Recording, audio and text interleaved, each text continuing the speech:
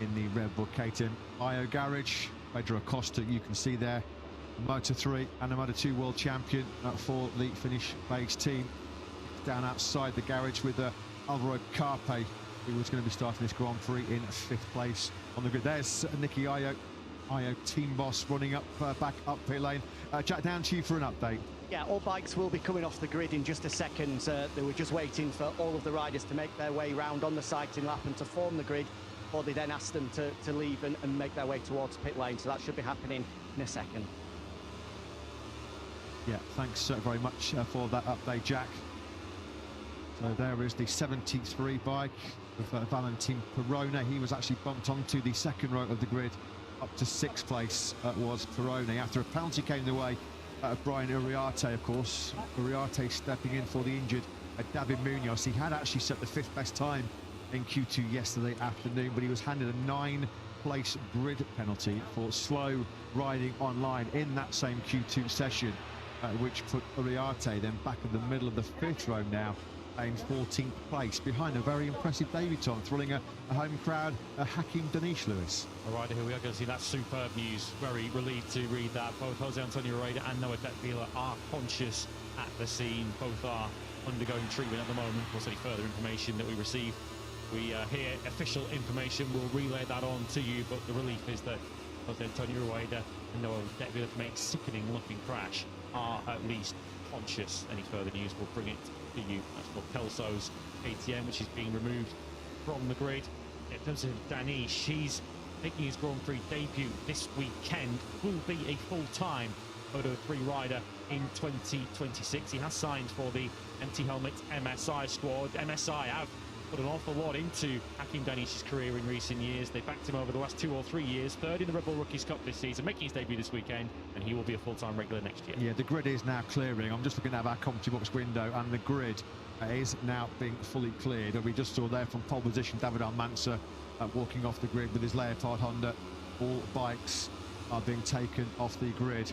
This is a tough time, isn't it? Alvaro Carpe, teammate to Jose Antonio Rueda.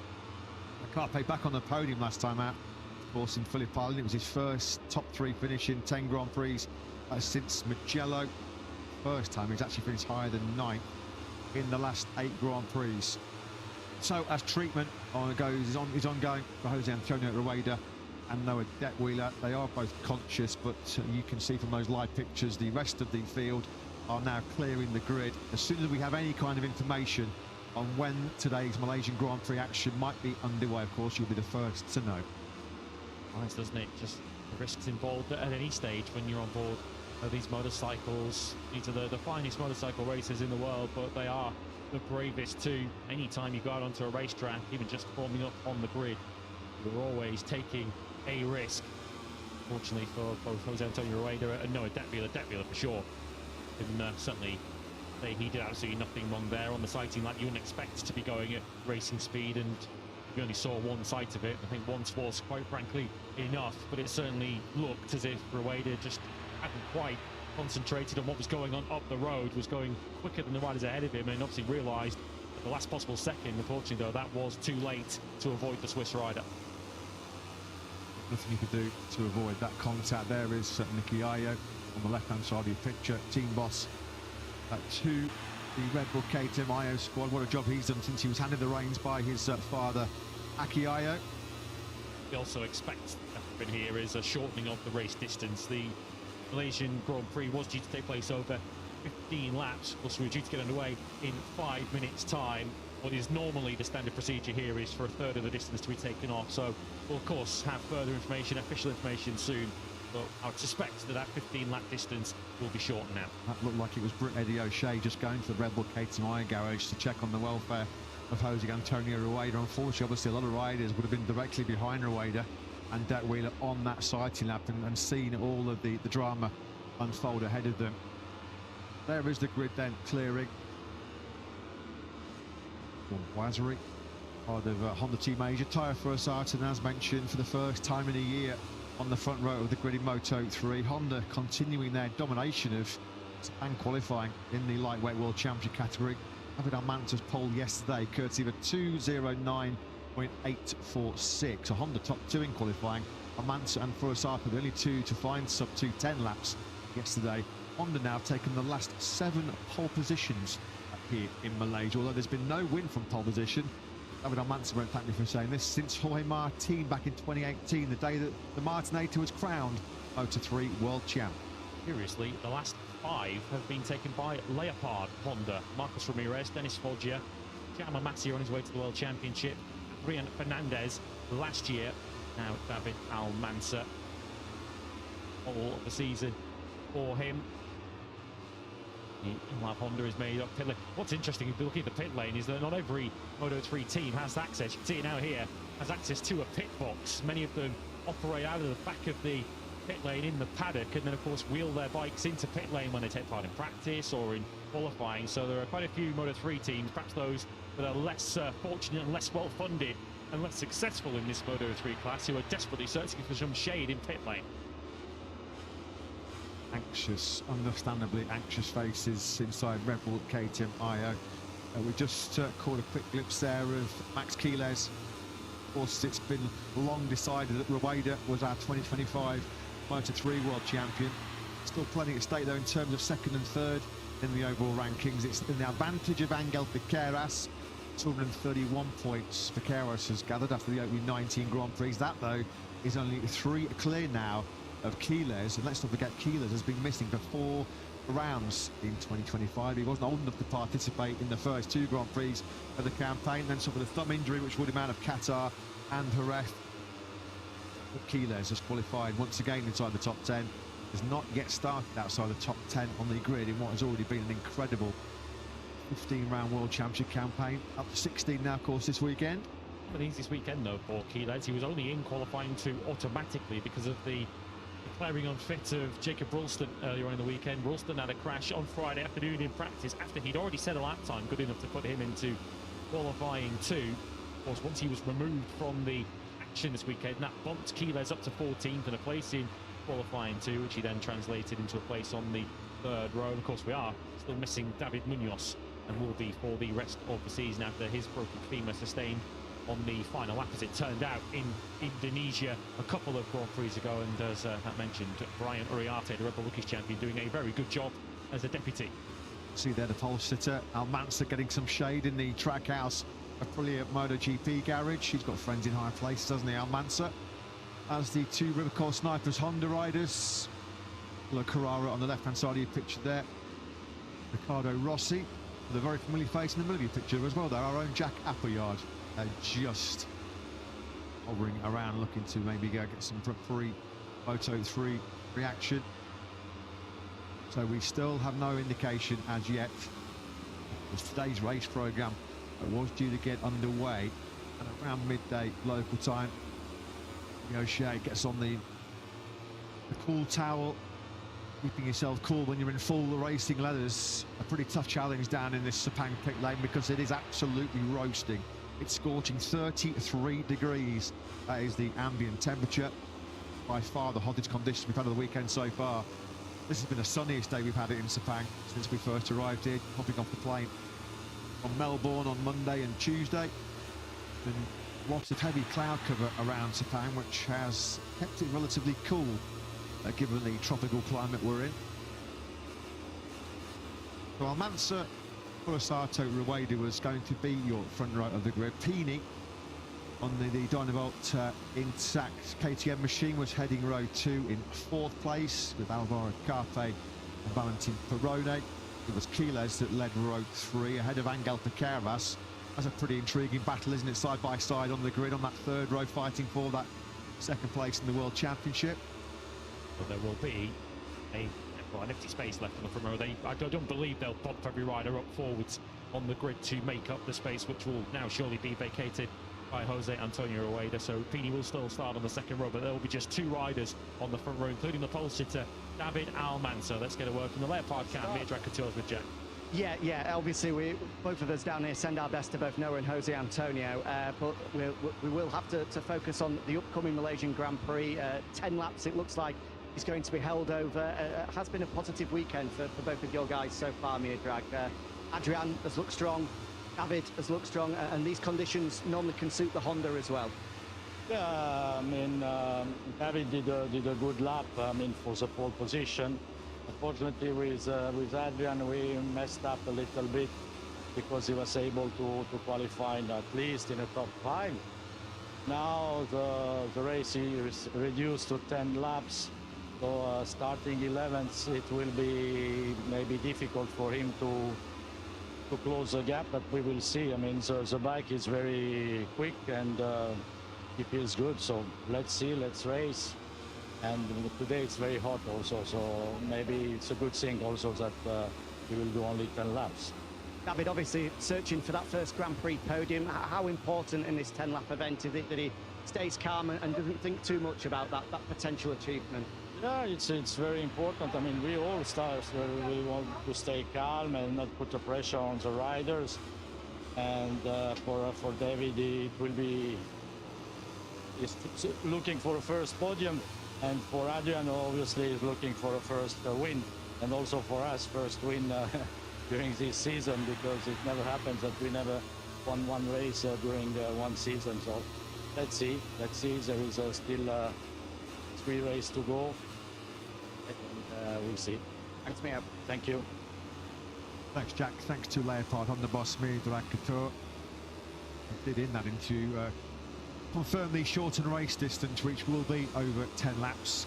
When that 10-lap battle here in Malaysia will commence, we're still not quite sure as yet, as the treatment is certainly ongoing, as we saw from the helicopter shot for Noah Detweiler, the CIP Green Power rider. Well, David Almanza led the Grand Prix for the first time here in Malaysia last year. He was leading for the first 3 laps of the 2024 edition of the Malaysian Grand Prix. Eventually finished 11th, over 10 seconds off the victory on a day, I recall, that Honda were experimenting with a new engine. They had, fair to say, a lot of reliability issues, which ruled out some of their big hitters. Carras pulling out of the Grand Prix. Adrian Fernandez had an engine failure. Scott Ogden had some problems, of course, back when he was on a Leopard Honda. Of course, quite understandably, they're not going to rush the treatment, whatever treatment is required for Noah Detweiler and Jose Antonio Rueda, of course, just joining us.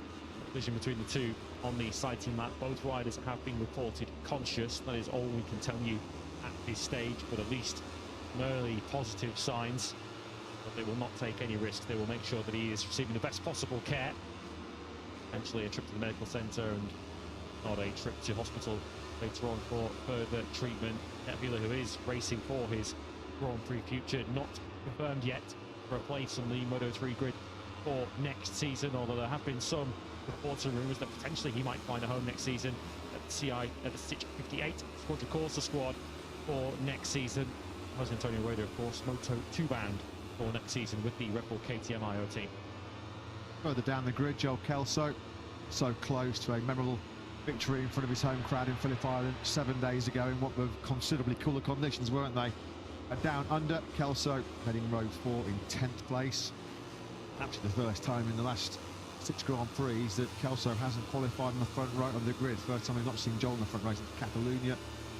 On that 4th row is with him is Adrian Fernandez and Ryusai Yamanaka. Fernandez is lowest qualifying in 10 rounds since Assen. He comes into this Malaysian Grand Prix though, hanging form, doesn't the 21-year-old, top 6 in 6 of the last 7. Pardon that, he was the 50th point scoring finish of Adrian Fernandez's career. Patrick Fernandez secured him a place on the Moto3 grid for next season. Within the Leopard team, there were reports earlier on in the season that he might potentially be out of that team. Reports even that he might be moving across to the MLAP squad for next season. That didn't transpire. Fernandez, of course, with his podium finish in Misano, his pole position in Indonesia, into the Leopard team to give him another season alongside Guido Pini for next season. Referencing MLAP, they did have some good news themselves to share with us yesterday.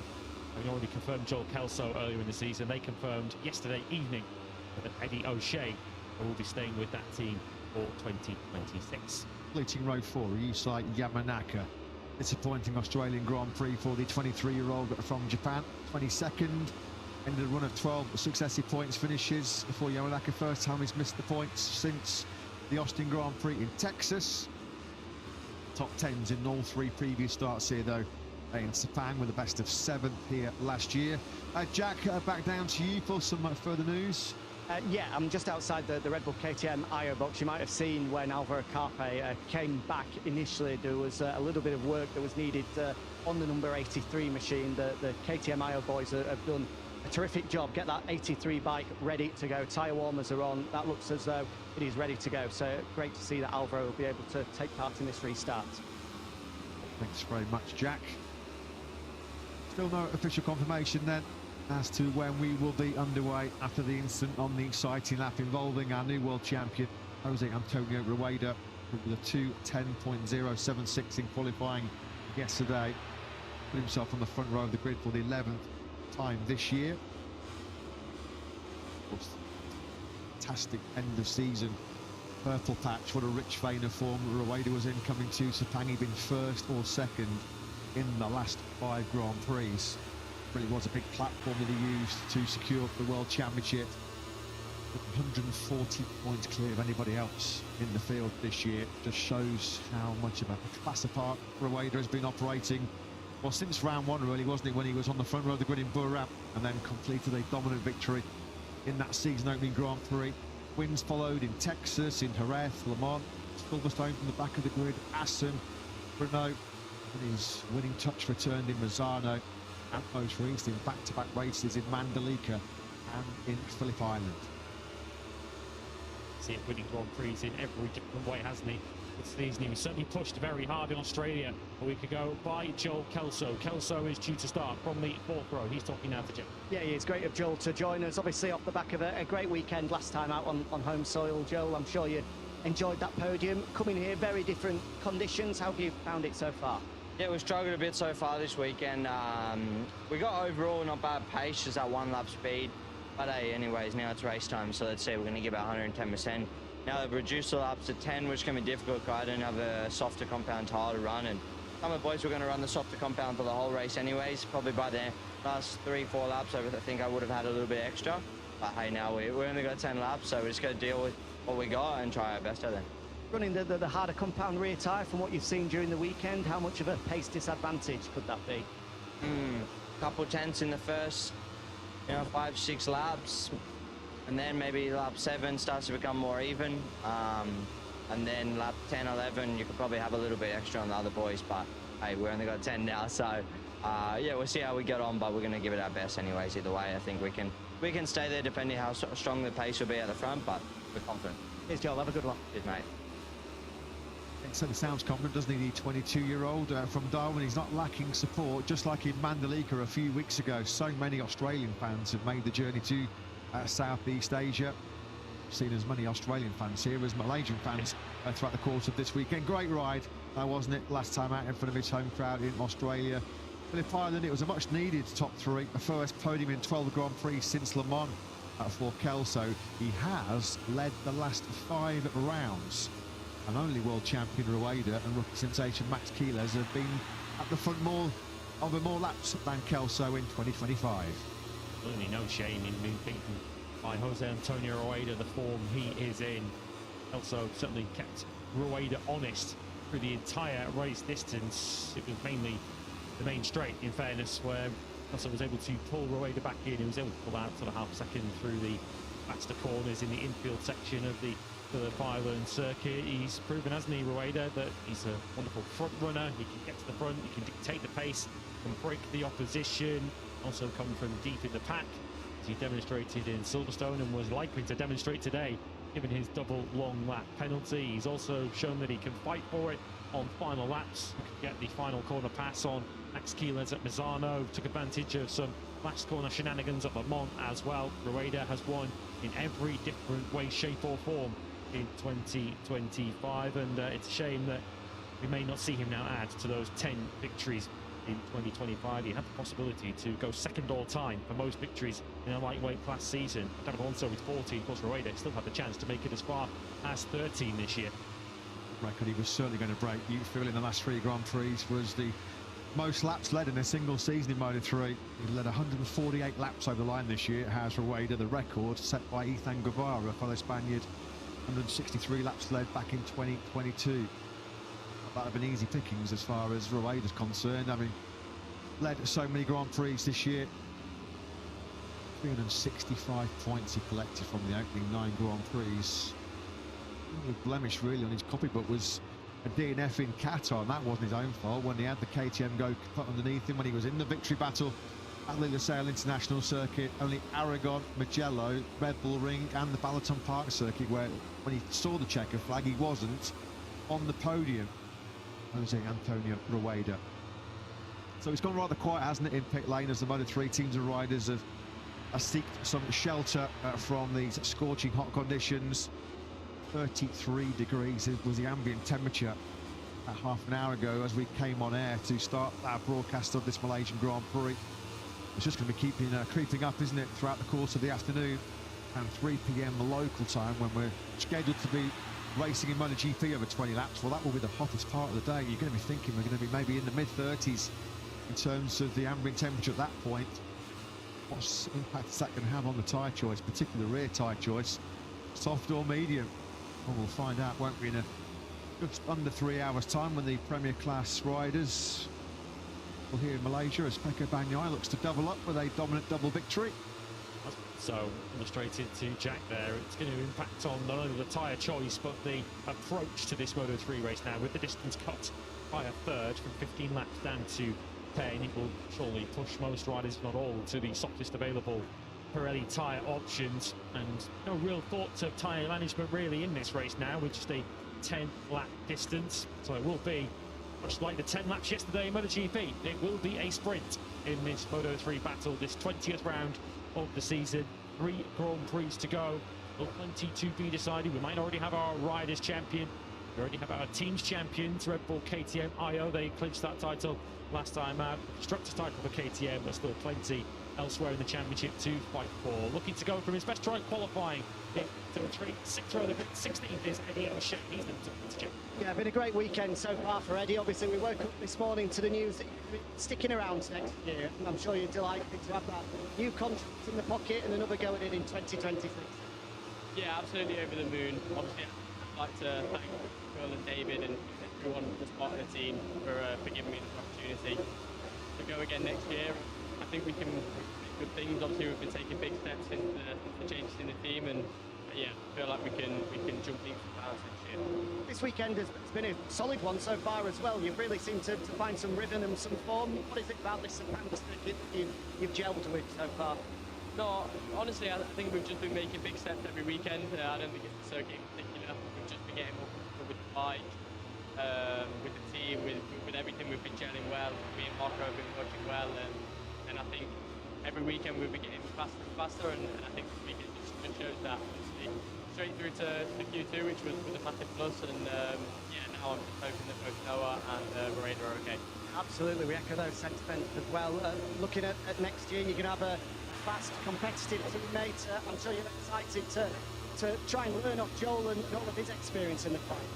Yeah, for sure. It'd be good to have such a fast teammate next year. He's definitely one of the fastest here. So yeah, it'd be good to have him on the other side of the box. Read his neck. Thanks for chatting, Eddie. Have a good one. Thank you. Yeah, great news to hear that Eddie O'Shea is going to be back on the grid. It'll be difficult. First time. Sickening what?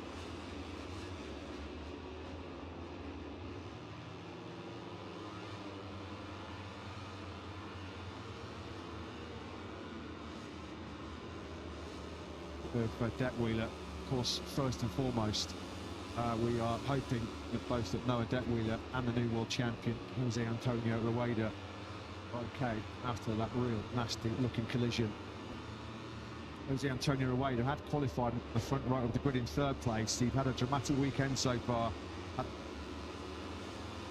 Red Bull KTM rider. He was scheduled to start this Grand Prix facing a double long lap penalty for an incident, an unsafe manoeuvre with Max Keeler. Yeah, red flag. We're going to get a start delayed here surely.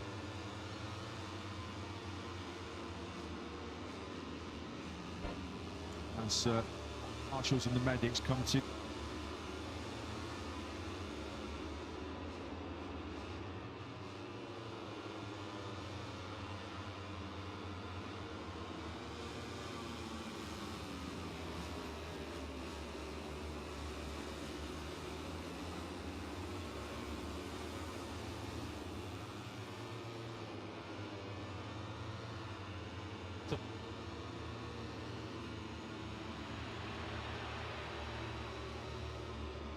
on pole position for this Malaysian Grand Prix round 20 of 2025 was Leopard Honda's David Almanza, second pole position of the season for the 19-year-old Spaniard. His fourth front row start so far this year as well. Phillip Island last weekend was his first points position. It's underway because what's up to 3. Now to you for an update.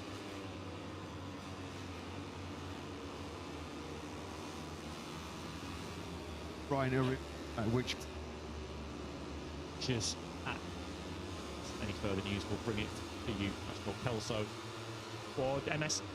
Blue cleared. Matt and Noah Depp. It just was Antonio.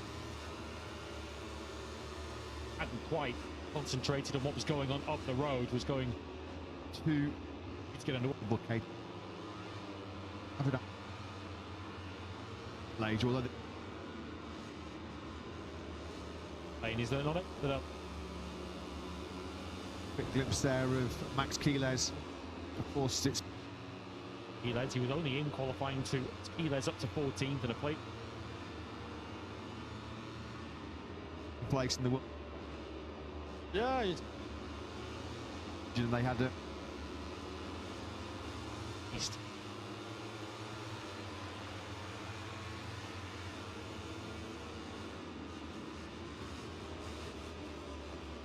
His championship to lose.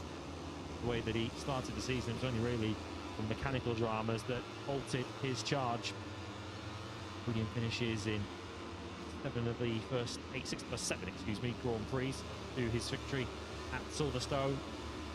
And ultimately, Angel Piqueras never really strung enough momentum to launch a serious title chase of Rueda. There was that little spurt post-summer break where Piqueras was able to outscore Rueda in Austria when he took victory, in Hungary where he was a place ahead of Rueda, and in Catalonia with Rueda second. That was a rather fleeting charge from Piqueras. As soon as Rueda took victory in dramatic fashion on the final lap at Misano, with Piqueras down in 5th place, the identity and the outcome of the world champion who this year didn't look in any great doubt. It was always a case from there as to when rather than if Rueda would wrap up the title. Piqueras clinging on to 2nd place in the standings, 3 points clear with 3 rounds remaining ahead of Quiles, the hard-charging young Aspar rider, looking ahead into the 2026 Moto3 World Championship with Rueda and Piqueras graduating up to Moto2. Well, you don't need to be Albert Einstein, you don't need to be a rocket scientist, do you, to work out that Quiles clearly will be the man, the rider to beat in 2026. What a year it has been, what an introduction to Moto3 World Championship. He's due to go from 9th place on the grid, back of row 3 in 3rd place. Top 10 so far in all 3 of our previous flyaway races. Let's get the thoughts of Italian 658 squad of course rider Luca Loretta, who's with Jack. Yeah, it's been a great return to action from Luca. Obviously a big injury halfway through the season, but as guys were just saying, on this flyaway tour so far, top 10 in all of them, the podium in Mandalika as well. I'm sure you've enjoyed getting back at the front and fighting again, Luca. Yes, first of all I want to say I hope everything is fine for the incident during the sighting lap. For today I hope to do a good start and to be with the front guys as we start in the 3rd row, so it's good for the race. I'm ready to fight. The last races have been quite good, but today it's another day and we need to push, like starting from 0, and the race will be shorter, so it will be quite fast, and I'm ready for it. You're thinking of going with the soft rear or the slightly harder rear? I'm going with the soft rear, both front and rear, yes. I think it's a good choice. Good luck, have fun. Thank you. Jack, thanks as always to 19-year-old Roman. Luca Lunetta. It's soft is Lunetta's pick from the Pirelli tyres available ahead of what's going to be a 10-lap sprint here in Moto3. Of course, 10th over the line here last year in an eventful Sepang Grand Prix for Lunetta last year. He got up to as high as 6th. He was down to as low as 16th at one stage and sort of took the checker flag somewhere in the middle in that 10th place. Of course, he's had to deal with some serious injuries himself, hasn't he, this season? Horrendous timber chicane late instance at the Dutch TT in Assen. Saw him then miss Saxon Ring, Brno, Red Bull Ring and Balaton Park.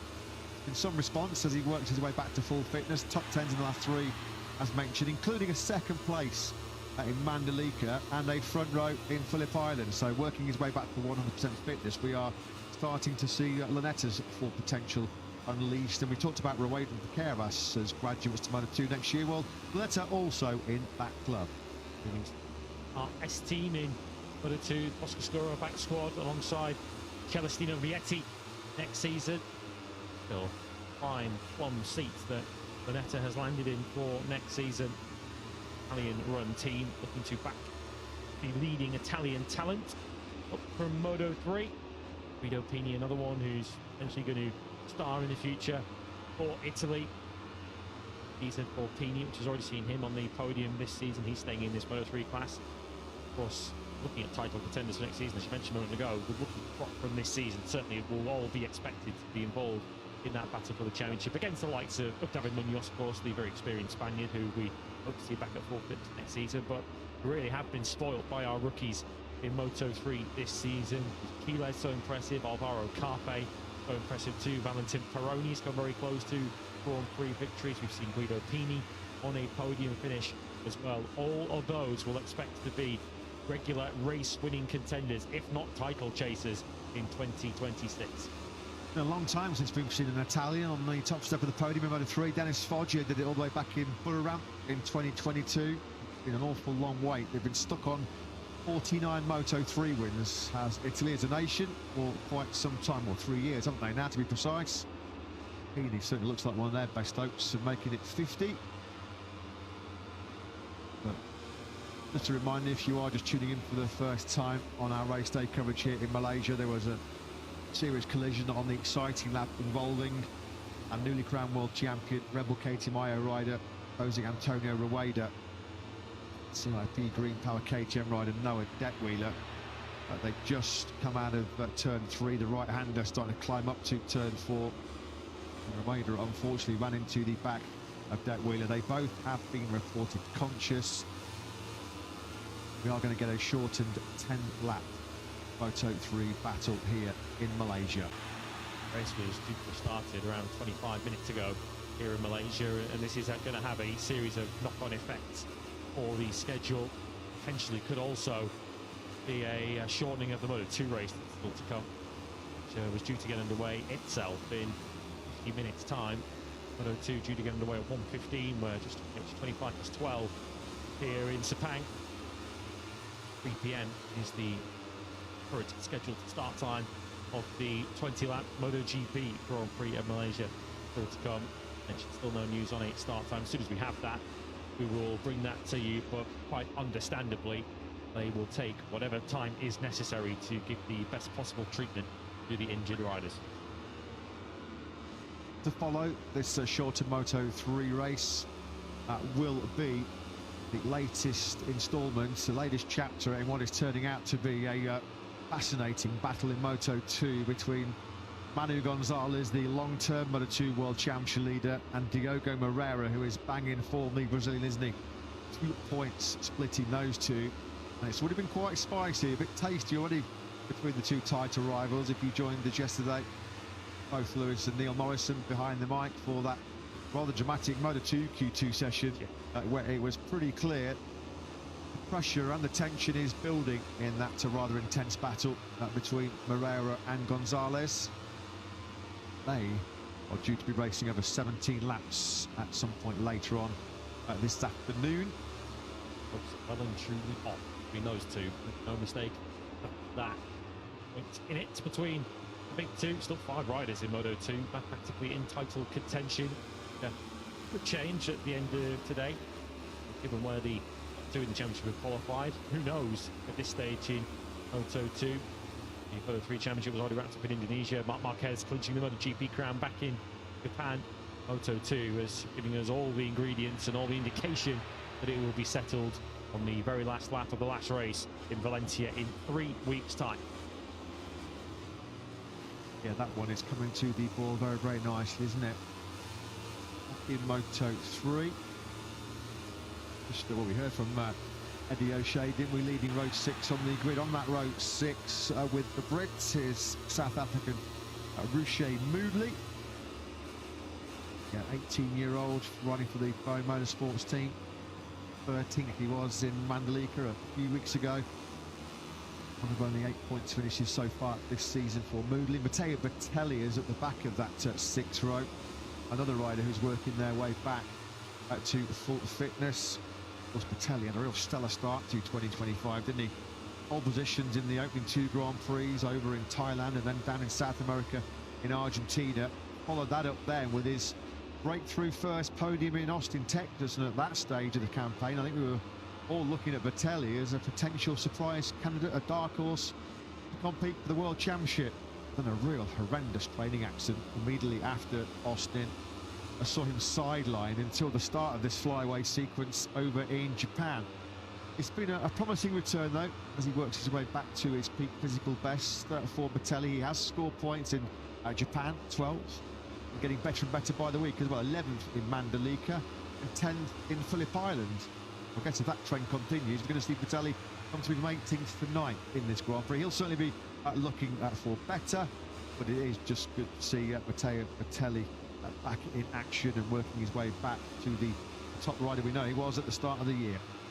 He'll be thinking big for 2026 when he's staying with the Level Up MTA squad. Always there's quite a bit of toing and throwing in the rider market in Moto3. Bertelli will be partnered by the rider who spent most of the time replacing him in that MTA squad during his injury layoff. That was Marcos Uriarte, joining his fellow namesake Brian Uriarte, of course, in Moto3 for next season. Not that the two are related though. We'll be seeing the pair of those on track next season. Once again, another exciting wave of young talent coming into Moto3 for next season. Already had the confirmation this weekend of Hakim Danish, 3rd in this season's Red Bull Rookies Cup, and very much a home favourite here in Malaysia. That will be a full-time participant in Moto3 for next season. Uriarte, who's landed himself the prize seat at Red Bull KTM IO, replacing the outgoing champion Jose Antonio Rueda. Rico Salmello, another very impressive young talent. The young Finn is coming to Moto3 next season as well.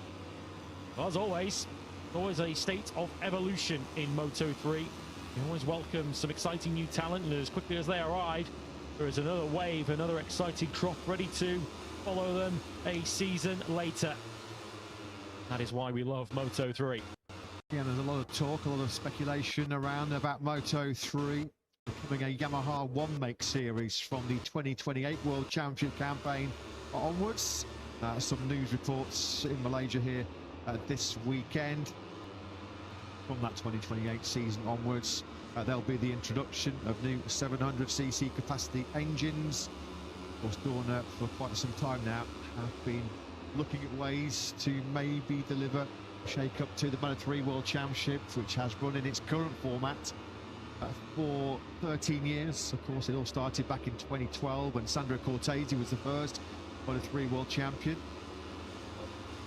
He's still very much part of MotoGP himself with the Service TV broadcasters.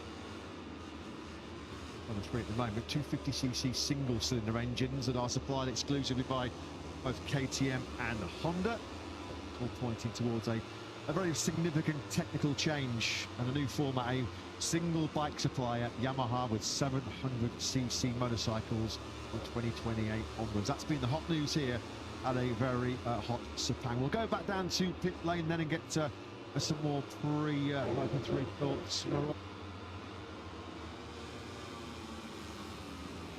The ice pack on the top of the head as well. It's important to keep cool.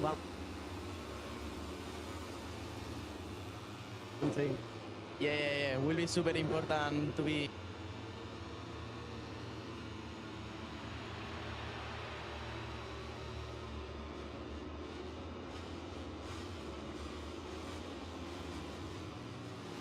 Indonesia, now I'm feeling quite good. A lot of training here during the winter, a lot of laps, so a place that you know quite well. Yeah, I know it a lot. I know all around here. I've been here. Maybe if I put all the months I've been here, maybe like 1 year, training with Rider Formation and Seike Racing.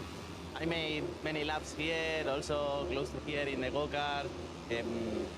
With this amazing weather in the winter, it's crazy to train here, but it's super nice, and also it helped me a lot to be here now with this strong and feeling like this. Thanks, Valentin. Have a good one. Thank you so much. Yeah, thanks, Jack. Thanks to Valentin Perrone. As you saw on your screens there has been a further update on Jose Antonio Rueda and Noah Detweiler, the two riders involved in that sighting lap collision coming out of turn 3. Both of them have left the Sepang International Circuit. They have been air ambulanced away from this Sepang circuit and taken for additional assessment and additional treatment at nearby hospitals. That is the bang up to date latest information. We bring it to you as soon as we get it. As you can see now, the safety car is out on this 5.54 kilometre Sepang circuit. So we might be hopefully soon getting some news of a possible start to proceedings here in Sepang. Of course, while those helicopters do leave the scene, we send all of our thoughts and our prayers to both Jose Antonio Rueda and Noah Detweiler for that shocking collision on that sighting lap. 10 laps we know will be the new race distance in this Petronas Grand Prix in Malaysia 2025. And trust us, as soon as we have any additional information on when that will be underway, we will let you know. The safety car doing a lap just to understand if any further cleanup operation is required on the racetrack. Of course, quite a lot of debris was also dropped on the racetrack at turn 3, so Marshall's obviously having a good look to make sure that there is nothing still on the racetrack that could lead to any kind of crashes or any kind of punctures when the riders are back on the racetrack once again. And as is customary in a situation such as this, where we have either an interrupted race due to a red flag or a delayed start in this case, we will enter into the quick restart procedure. Once we do get an official start time, notice will be provided of a start time, and once that point arrives, the riders will have a minute, 60 seconds to get out of pit lane and round to the grid, where one of their mechanics will be waiting for them to essentially tell the rider where to park and also make sure that everything is okay with both rider and motorcycle before the warm-up lap will then begin ahead of a 10-lap Malaysian Grand Prix in Moto3. So the BMW safety car then has come back into the pit lane. So we might be expecting some additional information on a potential start to proceedings here in Malaysia. Of course, send our thanks as well to the marshals and to the medical staff here in Sepang, immediately on the scene to treat both Detweiler and Rueda. That was one of our specialist medical team. You just saw they're getting out of the BMW safety car. Chief Medical Officer for the MotoGP World Championship, Dr. Angel Chartra. You can hear some engines being fired up in pit lane. Now it's just MotoGP bikes that are getting warmed up. There's no sign of any Moto3 teams and riders readying themselves for any immediate action. The GP race 2.5 hours or so away now. Due to get underway over 20 laps at 3 p.m. local time. Mentioned it's past 12:30 now, 12:35, so 35 minutes ago we were due to get the Malaysian Grand Prix underway, a race we were really looking forward to. We will now be shortened in distance, and not only do we have any information yet, as soon as we have it we'll bring it to you over a restart time, but also what knock-on effects that might have for the schedule to come later this afternoon. Safety car ventures out on circuit. It was the medical car, of course, that we saw live on the images. So now the safety car does indeed go out of pit lane, led by multiple world champion Lois Capirossi. Jack, back down to you in pit lane. Yeah, just from speaking to a couple of teams, the understandable process which we're going through here is that, of course, we can't go racing without the medical helicopter being on site. So I imagine we're waiting for a medical helicopter to return to the circuit before we can then look at getting the restart underway. Thanks for that, Jack. Thanks for the information down there. So they're just, I think, clearing away any potential debris that's down. Of course, when the collision occurred, there could be any sort of fluids, whether it be oil or coolant or anything that could be dropped on the racetrack. So that needs to be given a very close and thorough look. Of course, it's a fast part of the racetrack there, building up speed towards turn 4, turn 3 that precedes that up at the top of the picture is the fastest corner around this Sepang circuit, so you don't want to be running over any kind of oil or coolant that could potentially lead to a crash at that particular point of the racetrack. We did already have a delay to proceedings in Moto3 on Friday after some oil was dropped by an Asia Talent Cup bike, which led to a 40-minute delay in the programme. Yeah, and as you can see now, Loris Capirossi on the scene, working with circuit staff here in Sepang and with our volunteer marshals who are doing such great work, just making sure that there's no contamination to this part of the circuit. Capirossi on the left-hand side there in the white shirt, just making sure that there's sand put down just to soak up whatever fluid, whatever liquid is got down on the surface. Quite a long way off the racing line there, but of course they can't leave anything to chance to make sure that every millimetre of this 5.54 kilometre Sepang circuit is safe and ready and fully prepped for this 10-lap Moto3 Grand Prix of Malaysia. See there the two 658 quadricorta bikes. Luca Lunetta's number 58, 9th on the grid. He will start this 10-lap race. The ambient temperature now, we said it was going to be creeping up throughout the afternoon. It's now crept up to 34 degrees. And that's why we've got a very quiet pit lane. One of 3 riders just seeking shade, trying to keep themselves as cool as possible. Or Ruche Moodley there, just in the gap between a couple of pit boxes, the corridor that takes us through into the paddock. He was also seeking some shade. Moodley due to start from 17 on the grid this afternoon. Moodley came through a qualifying 1 yesterday afternoon. The 18-year-old South African who took points already this season. It's been an injury-interrupted season for Moodley. Earlier in the season, of course, he had that big crash at the Italian Grand Prix, which forced him to take a 3-race layoff. Hasn't scored a World Championship point besides the 13th place in Indonesia since that injury. Of course, it has been a tough rookie season for both of the debutants down at Boe.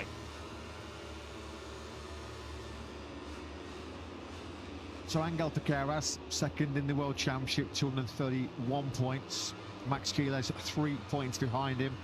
And with 3 rounds remaining, those two are scheduled to start this race alongside each other on the grid. As you can see then, these are live images here in Southeast Asia. The marshals have cleared away from that gap, and that incident took place pretty much halfway between turns 3 and 4, just as you started to climb up towards the right hander of 4. See Loris Capirossi there driving the BMW M3 safety car, accompanied by Tomé Alfonso. Those two parts of course, the race direction here in MotoGP. They will now be reporting via radio, via comms, back to race direction and to race control. Their observations, their thoughts. Now, behind the scenes, they're going to be understanding what will be the revised schedule. 10 laps will be the new race distance. We've been racing, of course, at midday local time here in Sepang. 50 kilometres away, the spectacular capital city of Kuala Lumpur.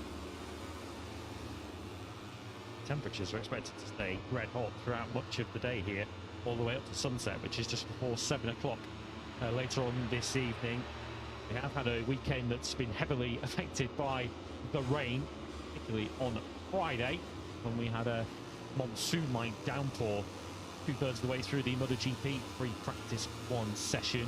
We also then saw a very light shower during MotoGP's afternoon practice session. Little bit of dark cloud overhead when we came on the air yesterday morning for free practice 2 in MotoGP, Moto2 and Moto3. Unfortunately, the rain largely did stay away. And certainly the forecasts seem to suggest that we should be a-okay for some dry Grand Prix action here in Malaysia here this afternoon. It is generally the way in this part of the world, particularly when we're in the rainy season. You can set your stopwatch by it around about 4 o'clock, 5 o'clock in the afternoon. The rain does tend to arrive in quite a heavy quantity, although it certainly doesn't appear as if we're going to be subjected to any of that today, we hope. Clearly, it's been the sunniest conditions, the sunniest day we've had so far here today of the weekend. Did have temperatures at one point as low as 24 degrees, which was very unlike normal Sepang. So as the safety car then now comes out of turn 14. And now towards the final corner. Later on, of course, we were wondering if Pecco Bagnaia would complete a pole position, sprint win and Grand Prix win treble. Italian was pretty strong in this morning form up as well on the factory Ducati. Marquez it was that led the 10-minute MotoGP warm-up session, having secured second overall in the standings yesterday, leading a momentous 2025 campaign for the Marquez family. Of course, Mark winning the World Championship for the 7th time in MotoGP in Motegi a few weeks ago. Mark sadly watching this Malaysian Grand Prix from back at home in Madrid. A fracture to his right shoulder blade, which then required subsequent surgery. They left it for about a week, didn't they? Well, they left it exactly a week, 7 days, to decide whether Mark needed a further intervention. He did. That's ruled him out for the remainder of 2025. He won't even be back for the post-season test in Valencia on Tuesday, November the 18th. So the next time Marc Marquez will be back on top of a factory Ducati, will be right here in Sepang when the 2026 winter testing campaign resumes. February the 3rd, just a notes for your diaries. Very proud older brother, though, watching from home back in Barcelona is Marc Marquez, who did immediately post on social media. I'm sure you've all seen it on his Instagram feed, just how proud he is of little brother Alex Marquez. Of course, it's a unprecedented achievement across Grand Prix motorcycle racing to see brothers taking 1 and 2 in the standings. Let's head down to pit lane then, set to start this Malaysian Grand Prix.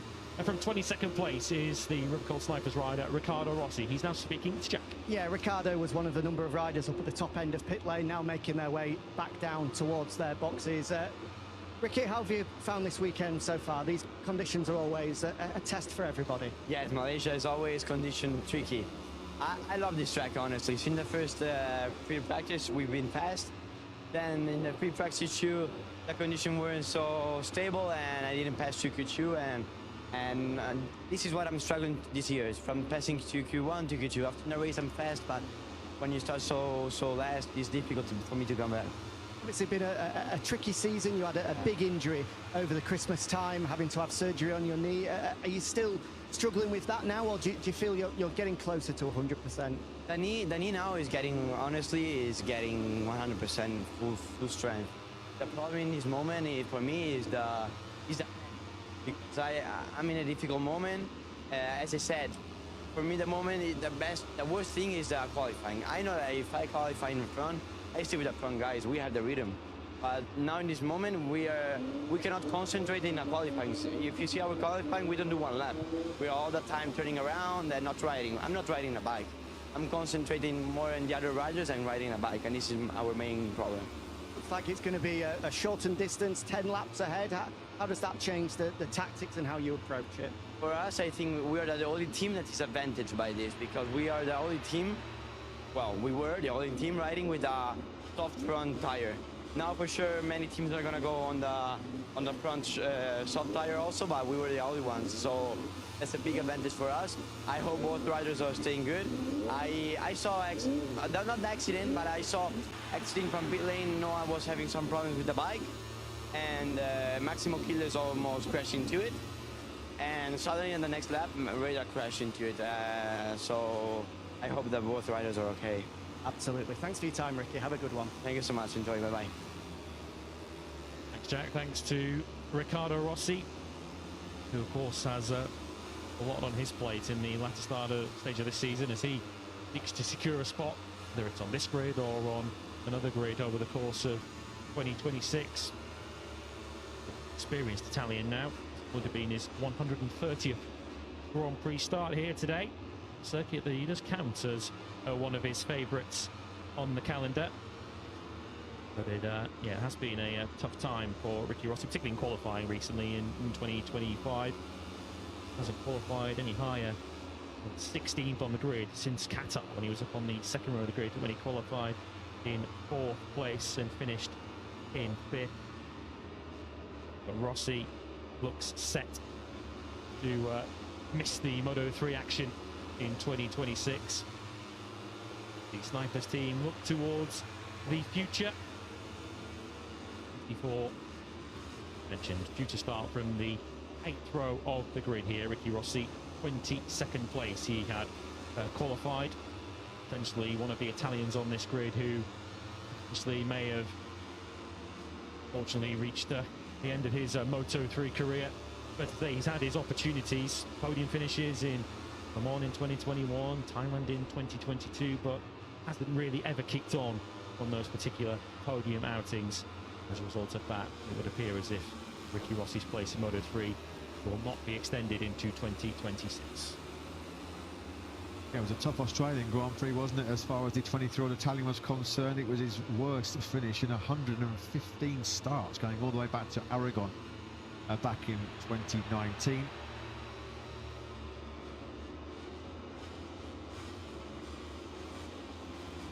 So just while we are awaiting the news and a possible start to today's Grand Prix in Malaysia, that reflects on yesterday's MotoGP sprint for a little bit. Lewis, of course, the Gresini Ducati team, despite the post sprint penalty for a tyre infringement coming away from now to get Rookie of the Year. Alex Marquez securing second place in the standings. Gresini Ducati, well, they've had such a memorable 2025, haven't they? Aldeguer and Alex, first and second in this morning's MotoGP World, looking pretty strong as possible contenders for the victory this afternoon. Of course, as an independent team in MotoGP, they have produced plenty of success over the years. Of course, back on the way to the very early days of the MotoGP era, the likes of Sete Gibernau and Marco Melandri have taken victories and fought for championships with that Rossini team. But in a time as a Ducati squad, they are very much living in rarefied air. Let's head back down to pit lane then for some more comments and join Jack. Yeah, I've got Ivan Ortula with me, of course, Moto2 rookie, had a great season in Moto3 last year. And the step up, Ivan, from Moto3 to Moto2, always difficult, but it seems as though this crop of rookies have got their head around it. Are you enjoying the challenge this year so far? Yeah, for sure. The change is so difficult, but also I enjoy it a lot. It's not easy, the category. You have to adapt to a kind of different bike. So yeah, the adaptation is not bad. We are working on it, but I feel that I'm giving always my 100%. We'll see how we end this season, and let's see next year. This weekend, how have you enjoyed the Sepang circuit so far? Well, Sepang is not one of my best tracks, but also I enjoyed riding this kind of tracks. It's also, I think, one of the most difficult of the calendar. So yeah, it's not easy to go fast, but anyway, you can make the difference. We've seen through your season so far, there's been some really good positives and the more challenging weekends. Is the biggest thing with Moto2, finding that consistency every weekend?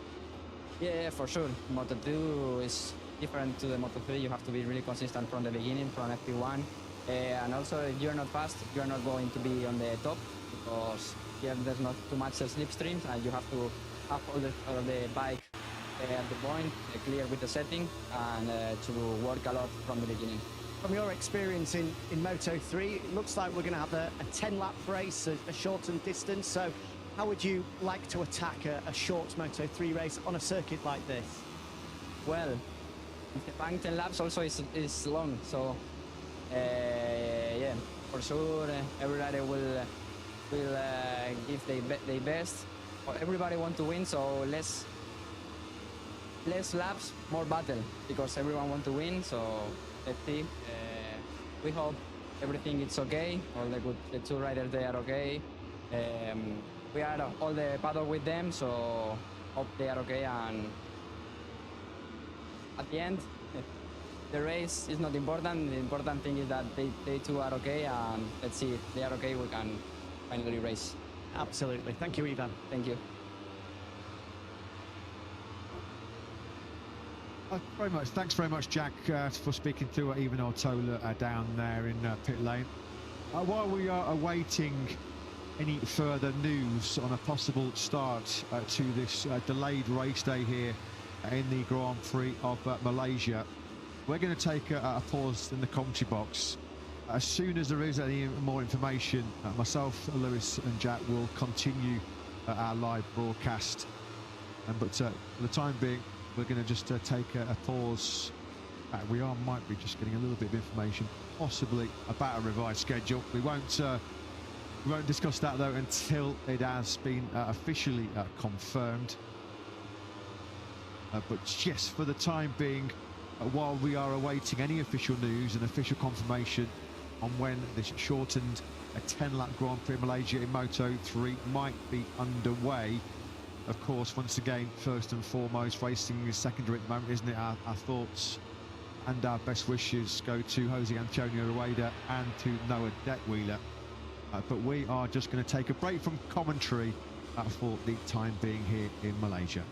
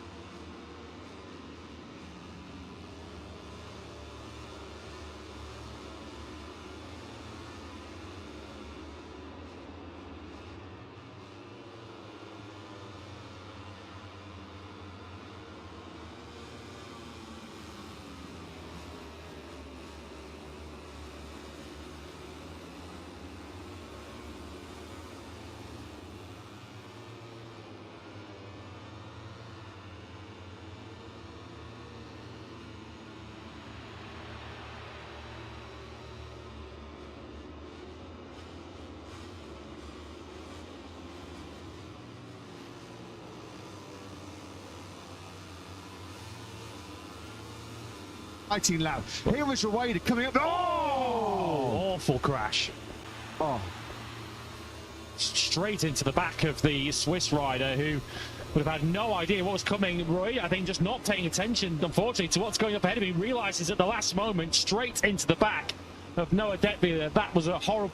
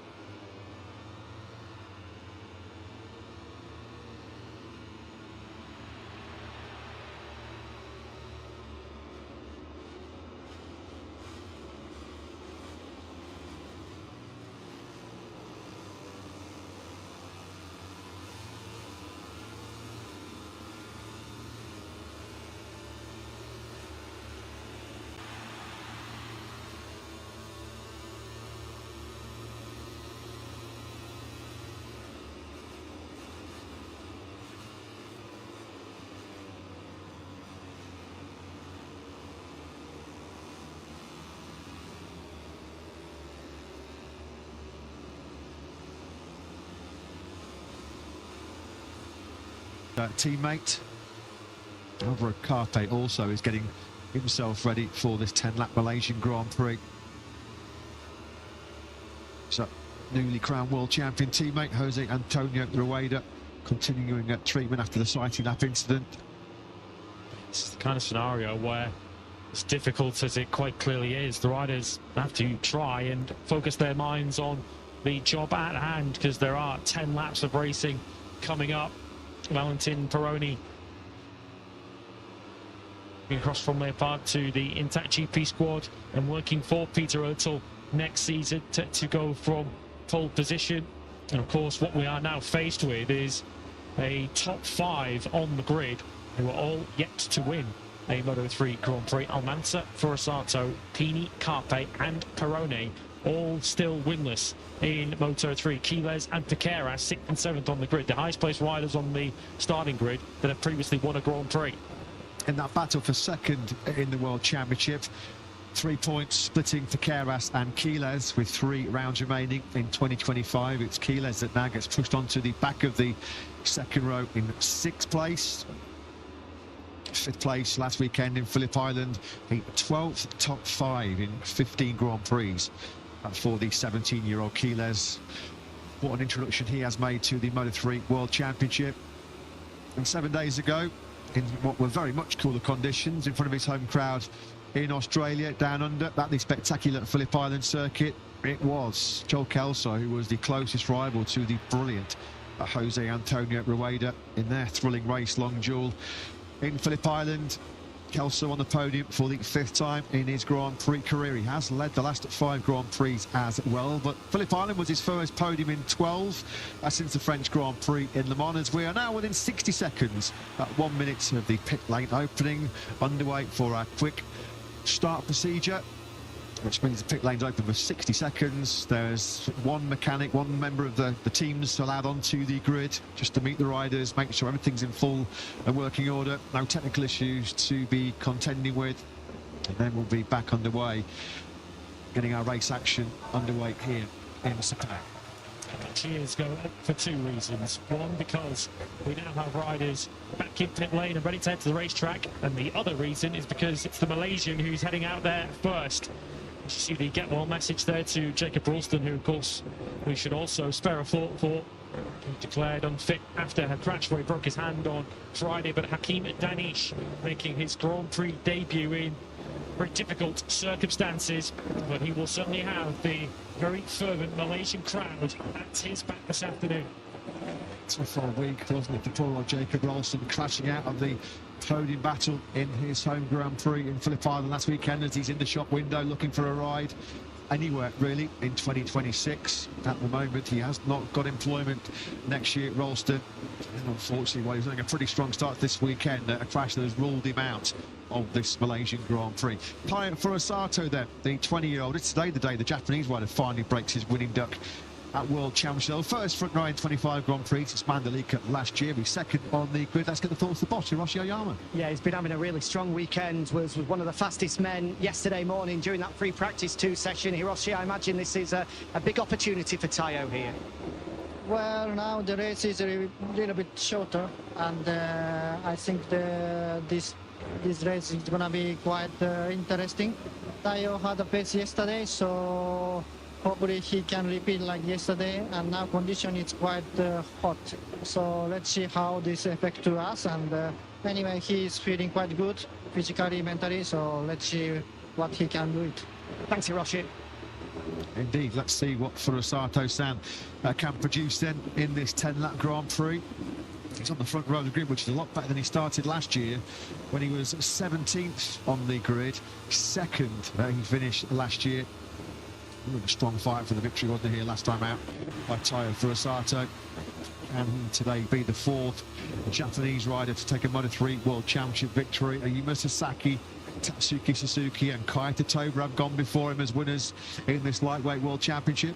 Here is your grid then. David Almanza starts from Leopard's 5th consecutive Moto3 pole in Sepang for Osato, and now Pini completes the front row. Carpe, Peroni and Quiles is your second row ahead of Angel Piqueras and Luca Linetta. Joel Kelso lines up at the back of row 3 in 9th. Adrian Fernandez lasted 4th into 10th. Risa Yamanaka and Hakim Danish on his debut in Moto3 completes row 4. Brian Ariarte had qualified up in 5th place, but does take a grid penalty for some slow riding online earlier in the weekend, so he lines up in 13th place now ahead of Ogden and O'Shea. Moody, Patelli and Carraro next up. Morelli, Esteban and Riccardo Rossi on row 7, and completing your 24 starters are Stefano Nepa, Tachiko Bouazri and Cormac Buchanan.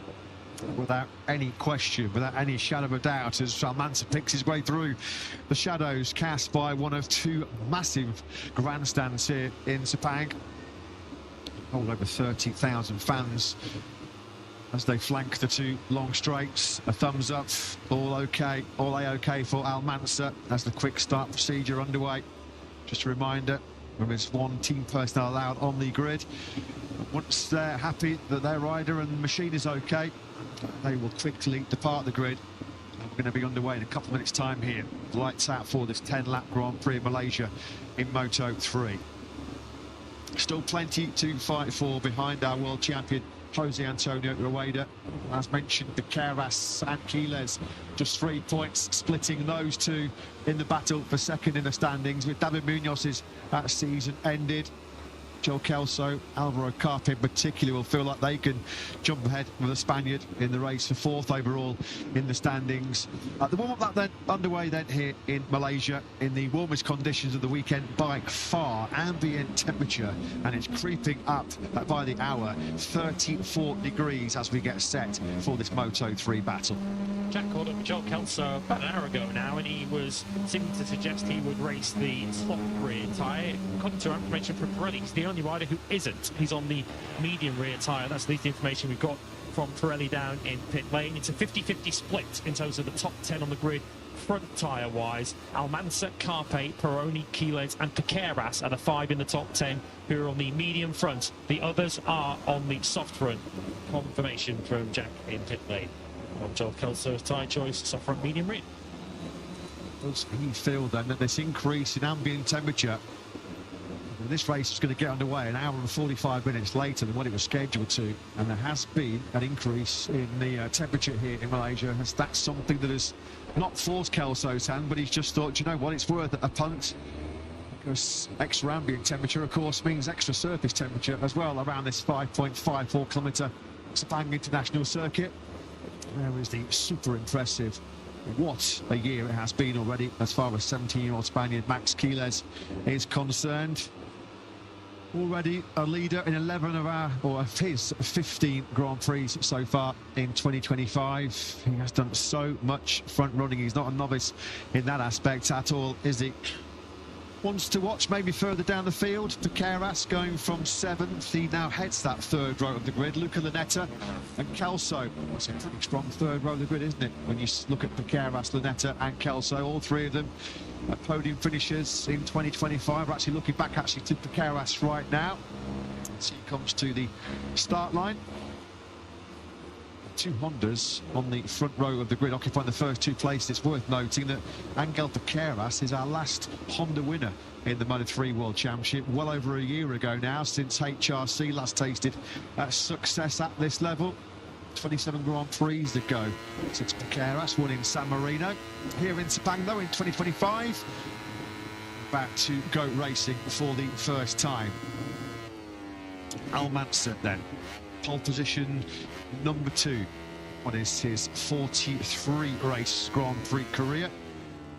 4th time we've seen Almanza, the 19-year-old Spaniard, on the front row of the grid.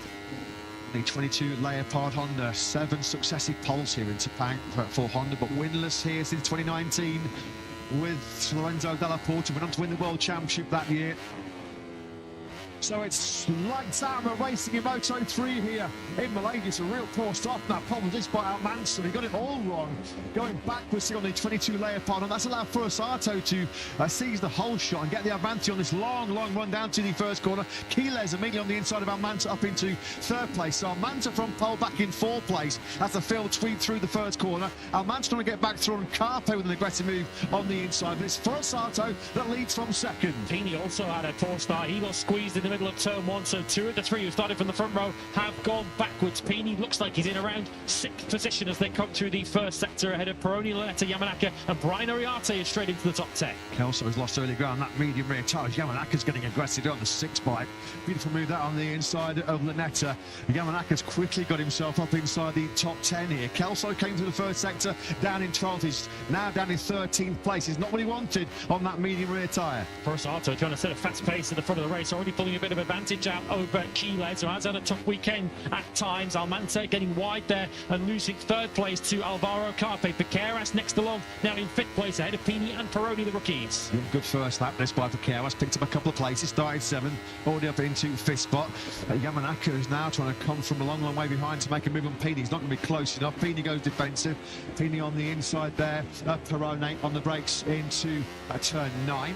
So Almanza regains third from Carpe. They've swapped positions at least 3 times now in this first lap as Yamanaka favours that tight inside line to come through on Valentin Peroni. So Yamanaka already up into 7th place now. Sharp at his knees and elbows for this first lap here in Sepang, hasn't he? Yamanaka starting this Grand Prix in 11th. He's been upwardly mobile on this first lap. Further down, a battle between the 2 Brits as Yamanaka does send it on the inside of Pini going through turn 14. Ogden just picked off O'Shea, 14th and 15th, the 2 Brits further down the field. So Furusato is now 4 tenths clear of Max Quiles. Quiles under pressure now from Almanza, who's had a yo-yo first lap. Having dropped places up the line, he might be back in 2nd place by the time this first lap is completed. First lap of 10, remember, this shortened distance, and Almanza goes wide through the final corner. There are a variety of lines through there, but that wasn't the fastest one. Yeah, it's a 10-lap sprint this, and sprinting towards the front right now is Yamanaka, who's been superb on that first lap. Up from 11th to 6th place, just now behind his MT Helmets MSI teammate Piqueras. An advantage in about 4 tenths of a second for Furusato. Kelso's making work back through as always that Carpe running a little bit offline going through the first corner. Piqueras said thank you very much. The 36 now up into P4. Yamanaka went in hot 2 into turn 1, just about got it stopped and held on to that 7th place. He is the big mover on this first lap. In terms of second in the championship, which of course is the big issue still to be decided in Moto3 this season. In its very early stage, it is advantage Quiles, although Piqueras is now right on his rear tyre. Home fans are on their feet in front of our commentary box position here in the main grandstand. A good reason to be as well. Hakim Danish on his Grand Prix debut, fighting for the top 10. He's having a real good fight with Peroni and Kelso, 2 riders that have been fighting for wins, haven't they, so far in 2025. He's keeping some illustrious company in this Moto3 pack right now. It's Danish as far as Almanza tries to show Furusato his front wheels. They go through 6, 7 and 8. I think Danish was attacking Kelso at the top of the picture as well. Kelso on that medium front, or soft front tyre, medium rear, not getting much change out of it so far. So Danish is now up into 11th place as the pack now closes right up on the early leader, Furusato. Yeah, the problem for Kelso is that it's going to take him 3 or 4 laps to get that medium rear tyre to properly come in. It's strange to say, isn't it, when we've got track temperatures at nearly 60 degrees. He's going to have to wait maybe 2 or 3 laps for it to get up to optimal working temperature. Certainly won't have the grip of this early juncture that the riders all on the soft rear tyre have around him. They're all starting to hunt down here. Furusato on those. They drop down through 13. It's Furusato, your leader. Almanza as Quiles comes from a long way back on Piqueras. That is some move, isn't it, by Quiles. We know how ultra aggressive the 28 is. He's proved it once again here there. Quiles then up into P3. Just 3 points between them at the start of the race. For second in the championship, 3 points is the difference between 3rd and 4th. And as it stands, it's Quiles up ahead of Piqueras. Almanza up ahead has gone into the lead though. He's gone through on Furusato. Furusato was very quickly gobbled up on this second lap, and Almanza back from where he started into the lead. It's a typical Sepang express train, isn't it, in Moto3 as the lead group power down the start finish straight. The quickest rider on the circuit is the rider. It's Hakim Danish. The Malaysian fans are going to be loving this, aren't they? Danish in 11th place has just set the fastest lap of the Grand Prix at 2 2:11.066. He's only 1.5 seconds behind your race leader, Almansa. Yeah, he's right at the back of the queue. You'll just see him on the very distinctive pink/purple bike at the back of the train, number 13. So he's up behind Valentin Peroni on the Tech3 bike. Here he is, making his Grand Prix debut, and he's going to be on this grid as a regular next season with that MSI team. The crowd warming to the challenge he's putting up here. The fans are going ballistic, and they're going absolutely potty in the main grandstand here. Hakim, the home hero at the moment here in Malaysia, isn't it? As Almansa already striding to stretch his legs out here at the front of this Grand Prix. About half a dozen bike lengths back between him and Furusato as they sprint through the high-speed left-hander of 5. Furusato's really good through 5, actually, and 6. He's been able to close down that gap back to Almansa. In fact, he's back in the lead. What happened to Almansa? Almansa had to have made a mistake going through 6 because Furusato and Keyless have pounced on the Leopard Honda man. Kelso is now back to 13th place. 2 of the Red Bull rookies' top 3 now have passed him from this season. Danish went through, so has Brian Uriarte now, making his way back through the other. Look at Pini getting aggressive on the inside of Adrian Fernandez. Both the Leopard Hondas in the action. They're both going in different directions right now, though. That medium rear tyre choice at the moment is not working out.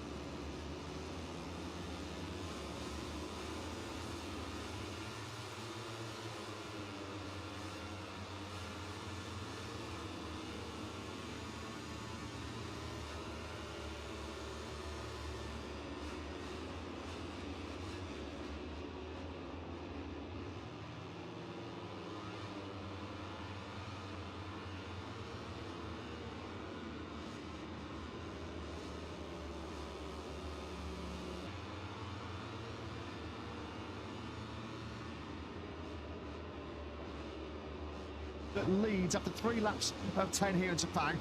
Keeler's not close enough to attack him on the slipstream. There's a bit of a nudge there. A run between Pini and Carpe as they went through the braking zone for turn 1. Almansa got back through on Keyless. 3-4 wide, and a big moment on the front end there, but Carpe very nearly washed the front away in turn 2. That forced Fernandez and Piqueras to check up behind him after that early aggression 2 from Yamanaka. He's reversed back down to the tail of this group again. Yamanaka is back down to 11th. Kelso stuck in the 212s on that medium rear tyre. That decision is backfiring rather spectacularly at the moment on the Darwin riders. Carpe gets nerfed out wide at the curve there on the 83 bike. He's getting really beaten up at the moment on this lap 4 of 10. Is Carpe. Front end moment for Carpe. You can see the front end chattering away. Then he has to get his left knee down to stop it from tucking altogether. And of course, that created a bit of a knock-on effect for Fernandez and Piqueras. Right behind him, Cormac Buchanan has crashed out of the Grand Prix. He was running in 22nd place. It's ridiculous there for Carpe. It was like he was riding over speed bumps. It was the amount of there goes Buchanan further down. We've seen that unfortunately a few times this season. For the Kiwi on the number 14 bike, back at the front. It is still Furusato that leads. Carpe started this lap in 5th place. He's already been pushed back down to 8th spot. We said he was getting a bit of a blooded nose on this lap 4 of 10. That's exactly what's happening right now. Top 3 in this Grand Prix. All in your picture, yet to win a Grand Prix. Once again, we have a rider wide on top of the picture. I think that was Carpe once again losing ground as he comes through the 3rd sector in 7th place. He was wide again. Lunetta was up the inside of him. Carpe and Peroni were battling, and Lunetta looks like he's passed a pair of them. A moment further down the order, Kelso 13th and really suffering on that medium Peroni rear tyre. Ogden and Carraro at the back end of the points going places. Here comes Keyless almost taking the left knee out there of Guido Pini on the 94 bike. Keyless, you don't need any second invitation. There's once again Almansa on that wide line going through the final corner. Hasn't worked out for him at all, as it as Keyless and Pini power on through. If you're riding on your own, like Almansa was in qualifying at some pole position, yeah, that might be the best line. But when you've got about half a dozen Moto3 riders right behind you, looking for any gap they can find, that's maybe not the right strategy for David Almansa. So he might have to rethink his approach into turn 15 in the second half of this race. Keep an eye down now on Kelso as Fernandez dive bombs his Honda teammate Almansa there down that hill into turn 2, and then Piqueras has to really pick up, doesn't he, as Almansa was slightly offline there. Because Fernandez got on the inside of Almansa going down through 2, puts Almansa slightly on that wider line going through 2, and then look as he cuts back onto the optimal race line going through 3. It's Piqueras I think it's really nerfed out there through the fast right-hander. Leopard on Leopard, the Leopards were trading spots there into turn number 2. They now run 4th and 5th. Rosato with relative comfort, and I say that in inverted commas, in a Moto3 race, quarter of a second clear at the front of the race. What went on into turn 4 while we were watching that Leopard replay, it was Pini attacking Keyless as the two rookies fight over second. That medium rear tyre now has come in for Kelso, and with some slipstream helping him down these 2 long straights here in Sepang. Maybe he might be able to salvage at a top 6 here as Keyless tries to come from a long way back on the inside of Pini, and he's made it work. So good, isn't he? On the front end of that CF Moto Aspar machine. This is brilliant once again, isn't it, by Keyless. He was a little bit wide there going through 11 and trying to seize that inside line was the 31 bike of Fernandez. Pini just about does hold on to that third place. It's not just 15 where you can take a variety of lines. You saw it there into 11 too, with the Leopard Hondas, which we know benefit from corner speed, and you can see Fernandez there using it to go up the inside. One Leopard attacking, one Leopard defending, as Almanza loses 5th place to Angel Piqueras, but the variety of lines there almost merged together as Pini and Fernandez were battling. Yeah, and this top 6 have got a bit of daylight now between themselves and that second group, which is being led by Yamanaka. Very deep in that second group now is Karte, who is right in the heat of this battle. As once again, Almanza surrenders the place into turn 15. He hasn't got 15 nailed at all in this Grand Prix, Almanza. He has been easy pickings in that final corner for so many of his rivals in this Grand Prix. They fan out now 4 abreast. Almanza, Piqueras, Pini and Keyless. It's Almanza who came out of that final corner 6. He's now into 3rd place. He'll be saying, yeah, that wide line I'm taking into the final corner, it's giving me the best run down the main straight. Max Keyless, the fronter took for an age. Somehow the 28 stayed on board. You ride it, cowboy. How on earth has Keyless stayed on 2 wheels there? A monumental scare there for the 17-year-old Spaniard.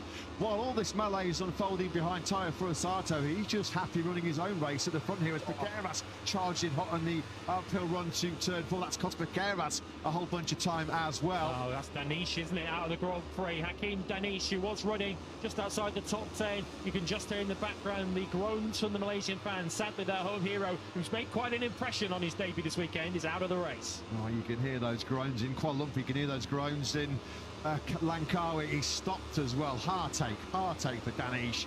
It is a mechanical which has ruled him out of a possible debut top 10 in the World Championship. He has already shown enough, though, shown why he's coming full-time to the sprint next year. As Almanza out of shape on the brakes into turn 9.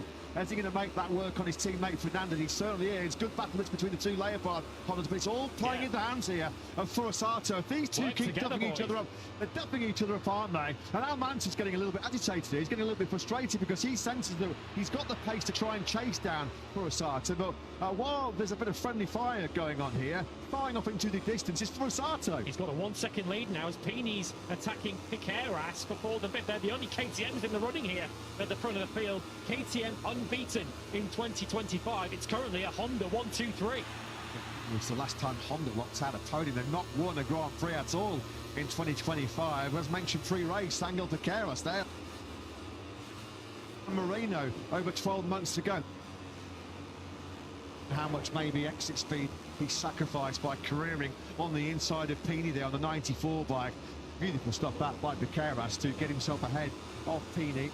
He turned that battle for 3rd place in the championship. That mistake, or that brilliant save, we should say, by Keyless on the previous lap, dropped him briefly back down to 7th place. He just got back through the top of your picture, and Brian Uriarte is having an outstanding ride. Uriarte coming from 13th on the grid. Almanza getting duffed up big time into turn 1 by both Piqueras and Pini on the KTMs. He's now down to 5th place. Got to give a shout out to what must be difficult circumstances for Scott Ogden for CIP Green Power. He's up into the top 10 now, 9th from way back on the 5th row of the grid, started 14th. Look at that save by Keyless. Marc Marquez, eat your heart out.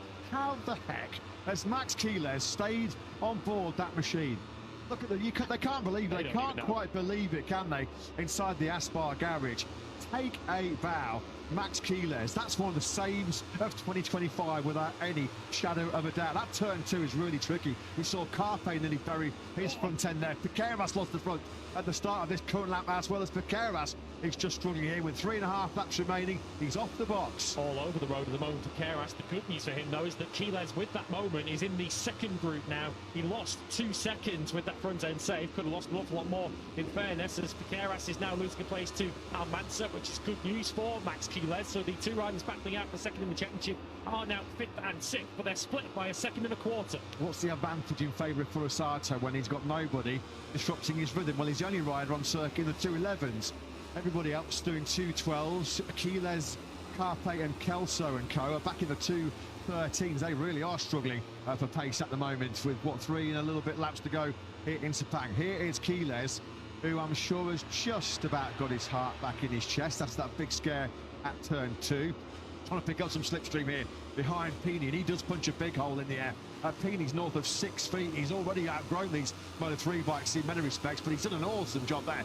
He's obviously getting fantastic exit coming out of 14 there, because not to get swallowed up by the rocket ship Leopard Honda is absolutely brilliant by Pini. Well, we know the KTMs do tend to thrive in stop-and-go circuits. This isn't really one, but it is a circuit where there is an awful lot of acceleration and heavy braking into and out of slow corners. That's where the KTMs are benefiting. Where the Hondas are benefiting, it's using their corner speed through some of the longer corners, the faster stuff we have around the Sepang circuit. Of course, the Leopard Hondas can't really put that to good use if they've got a KTM right in front of them. Sensing that maybe there might be some attack emerging behind him. Furusato, fair play to him. He's just set his personal best lap of this Grand Prix at 2:11.599. Pini was slightly faster though behind him, with a 2:11.3. Further back, we've got Fernandez in 3rd place. He's not been able to shake off Almanza and Piqueras. The gap then of a second back to Quiles, who's also just put in his best lap of the Grand Prix. Quiles with a 2:11.6. Scott Ogden, fair play to Ogden. And what is going to be a really mentally taxing Grand Prix this for Ogden and CIP Green Power. That horrendous pre-race incident with Noah Detevila. Ogden's got himself up into P9. He's closing up on that group up ahead of him, which involves Quiles, Brian Oriate in 7th, at Ryusei Yamanaka.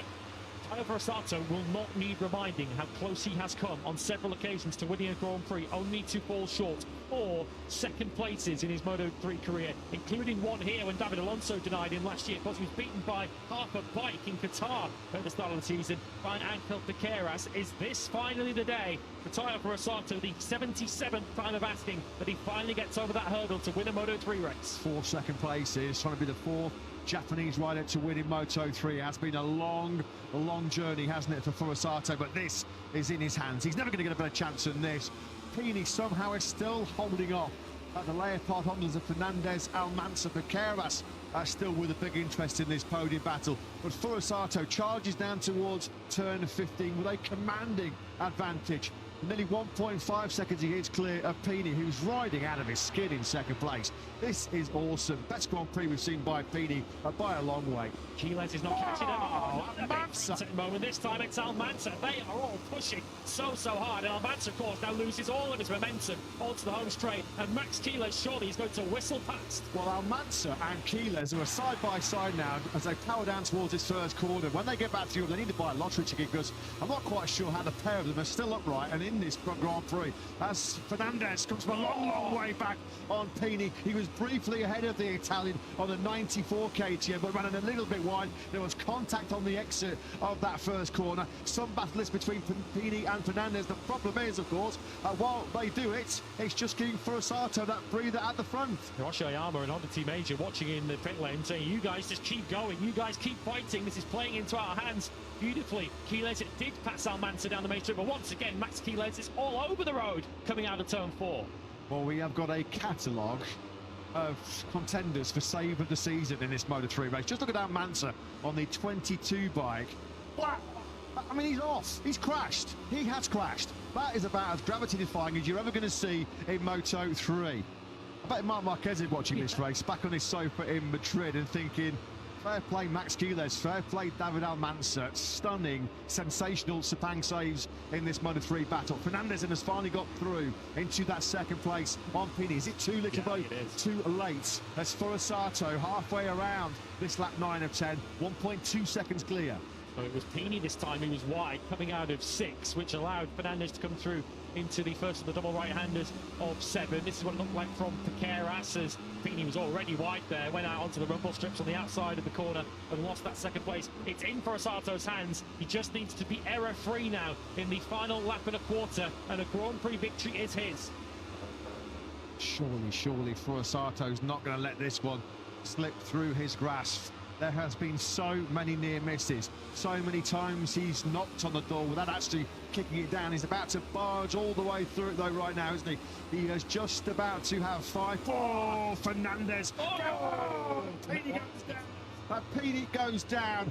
Fernandez and Pini, well, they've locked horns for most of the second half of this Grand Prix. It's Pini that comes off the worst here. That's his podium hopes gone. Tyre for Asata then. Starts the final lap here in Sepang. 1.7 seconds clear. And Piqueras now takes second with that, so he's on course at the moment for 20 very useful points. Fernandez third. It's a two-horse race for second place now.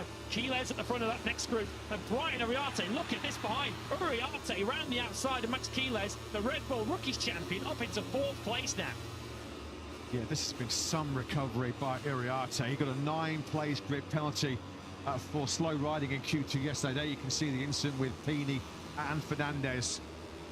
It's been drama, hasn't it, throughout this 10-lap battle here in Malaysia. It looks like Tyre for Asata is fighting his way to a first victory. Piqueras has a good long look over his left shoulder just to check to see how many riders are still in this podium battle. He'd have got a face full of 31, but these two are a long, long way clear of Uriarte. Yeah, Uriarte is catching them, but he's going to struggle to get there in time on the final lap with this shorter distance. He's got Quiles to worry about, and Carpe are right behind him. They were side by side in the back of the picture as Quiles looks to salvage whatever points he can, with Piqueras at the moment on course for 20 of them. Quiles once again on the 28 block. Like he was out of the seat almost coming back through turn 8. Fernandez strikes. Whoa! Fernandez tries to crash again. How many times has he tried to dump the leopard on him? It just shows how slippery and greasy this Sepang surface is in the hottest conditions of the weekend. So many riders have had the mother of all scares on the front end. Carpe, Quiles, Piqueras, Almansa. We saw Pini go down the road. So something happened into turn 7 between Quiles and Uriarte, because they've now dropped back to 8th and 9th. It's now Almansa leading this second group. They're all battling for 4th. Yamanaka now coming back into it as he takes 5th. There has not been a Japanese winner in the Moto3 World Championship since Ayumu Sasaki 2 years ago, the Valencia Grand Prix back in 2023. Tyre for Asata, though, has just one corner remaining to become the 16th rider from Japan to win a lightweight World Championship race. He is going to follow in the tyre tracks of Ayumu Sasaki, Tatsuki Suzuki and Kaita Toba as the 4th Moto3 winner from Japan. It is Tayo Furusato who fights his way to a maiden victory here in Sepang. Over the line he goes, 2.2 seconds clear of Angel Piqueras in second. That's a big day as far as Piqueras is concerned in wrapping up second in the World Championship. Adrian Fernandez does take 3rd place. David Almansa, a 10-lap race that was full of drama for the Spanish rider from pole. He's 4th at checker flag, ahead of Ryusai Yamanaka. Yamanaka coming through from 11th on the grid to a top 5. Carpe rounds out your top 6. Quiles, Ogden. What a ride by Scott Ogden. Chapeau to the British rider in 8th place. Must have been a real difficult day for the CIP Green Power team. Ryan Uriarte 9th. He was as high as 4th at one stage late on, wasn't he? Uriarte. Perrone completes your top 10 points for Lanetta, Kelso, Morelli, Carraro and O'Shea. Second World Championship point scoring finish for Eddie O'Shea. Nice way to celebrate his 2026 contract with MLAV Racing. But finally, Furusato is a Moto3 winner. That no one in this Moto3 field will be sad to see. He has had so many close calls, so many moments where the dice just haven't fallen in his favour. Today, though, they did. He made the early escape when the battles were raging behind with the likes of the Leopard Hondas, with Pini, with Piqueras. Furusato made his escape to take his first Grand Prix win. Of course, a difficult day for everybody in Moto3, but a feel-good story for Furusato, who is finally a Grand Prix winner. In style, he took full advantage of the big battles that were raging behind him. Open a gap that he never really looked like relinquishing, did he? He punches the air. 77 Grand Prix start for Tyre Furusato. He led 1 lap in Termas at the start of the year. He led 1 lap in Qatar. I'm around. He led the lot here, didn't he?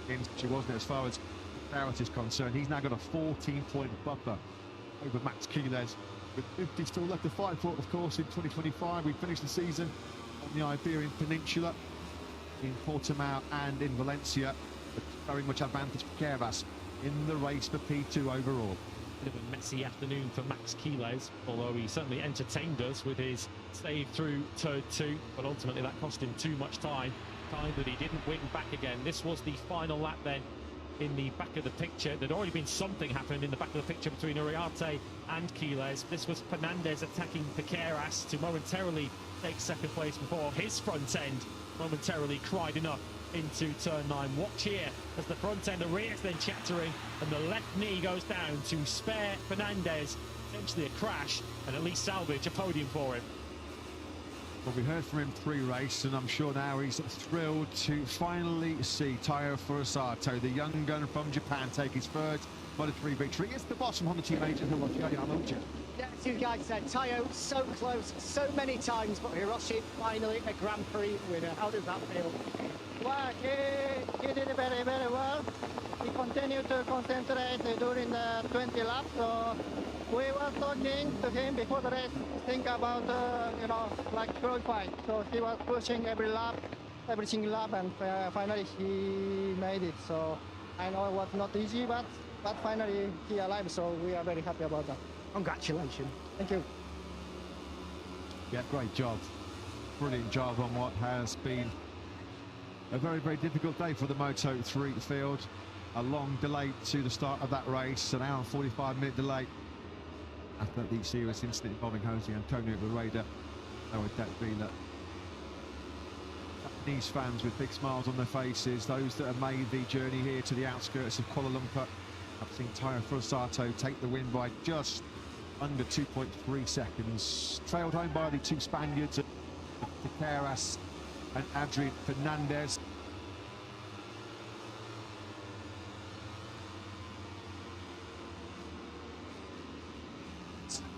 Another podium for Fernandez. That's the 7th of his Grand Prix career.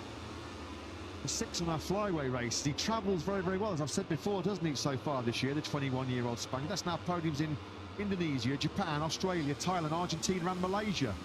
I think one of his 7 podiums has come in Europe. As Furusato and his family and his close connections celebrate a victory that's been a long time in the making, well worth it when it has finally arrived. His Talent Cup title was wrapped up yesterday in favour of another young Japanese star in Ryota Ogiwara. But Taiyo Furusato, a champion himself a few years ago, that was the kind of result that was promised when Furusato went unbeaten on his way to the Asia Talent Cup crown. This was the instant which we didn't catch on camera. This was Quiles and Uriarte as Uriarte gets dumped off the road in turn 7 when he looked on course potentially for as much as 4th place. In the end, it didn't really benefit either Quiles or Uriarte. They came across the line in the end, 7th and 9th. Uriarte showing exactly why he's been picked up by the Red Bull KTM team in 2026. More frustration for Quiles. Last weekend in Phillip Island, he could have been a frustrated figure when he took the checkered flag in 5th place. It's now 3 in a row that he's missed the podium, but the good news is, let's reflect on the good news, because it's been a phenomenal debut season, hasn't it? Rookie of the year, that is Max Quiles. Was that ever in any doubt? Yogo Moreira, who has got more pressing matters coming his way to complete our race date today, when it is a revived schedule.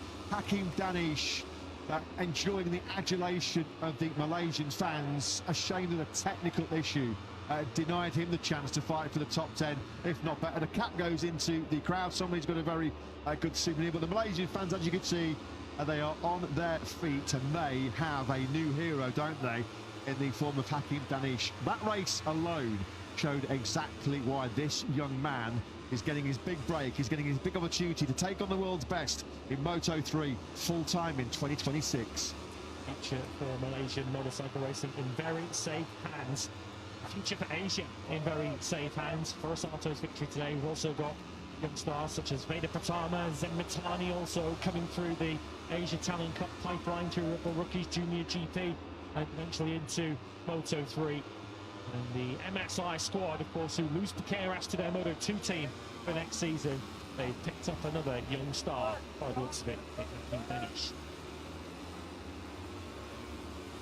P1, number 1, numero uno for the very first time for Taiyo Furusato.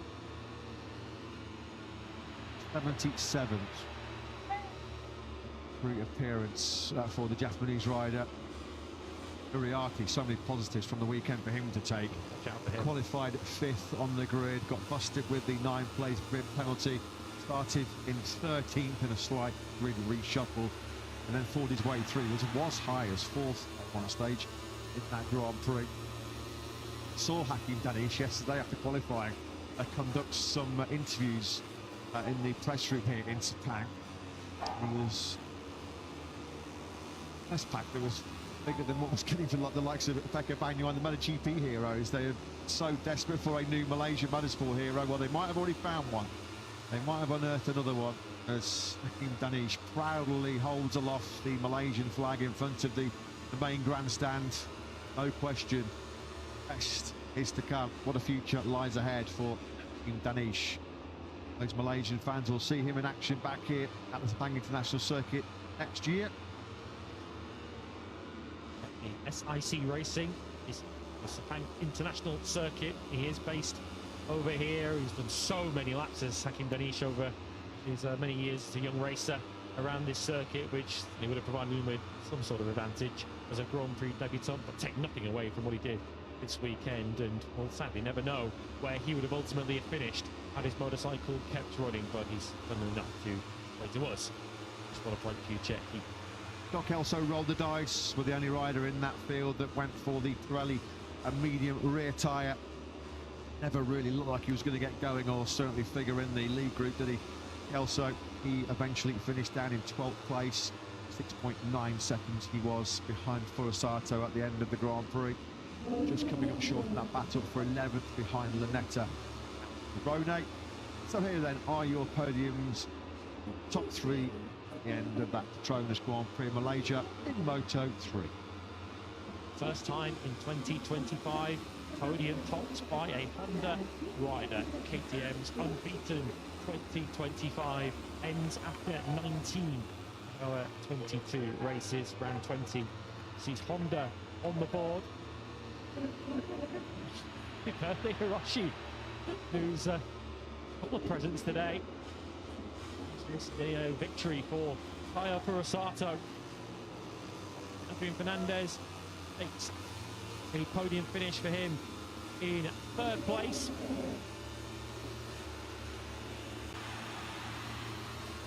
Carras takes 2nd place. Podium finish number 6 of the season for him. Crucial one in his battle for second overall in the championship. Tayo Furusato, who has often finished 2nd place and looked thoroughly miserable. Some very creditable results on board a Honda that is not as competitive as the KTM. I think it is fair to say. He is thrilled. So accepting the winning constructor prize on behalf of Honda. Turned 44 yesterday in Hiroshi Oyama. Yesterday, Grand Prix win for Tayo Furusato today. Fernandez at the podium. First time since Mizano, of course, came very close in Indonesia before that crash with Davi Munoz, which brought out the red flags. It's his 7th career podium for him.